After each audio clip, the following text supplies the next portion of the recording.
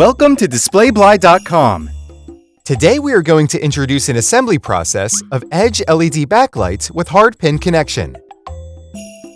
First, put the dedicated stainless steel mold onto the surface of the PCB and make the tin evenly cover on it. Second, put the PCB into the LED soldering machine and the LEDs will be automatically soldered onto the surface of the PCB by the machine.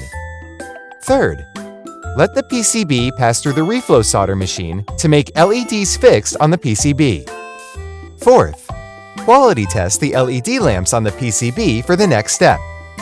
Fifth, put the reflection sheets on a special clamp as the first layer, the light guide plates as the second layer, and diffusion sheets as the third layer. Sixth, put the light blocking film on the edges of the light guide plates by hand. Seventh, install the PCBs into the two short edges of the light guide plates by hand and glue them.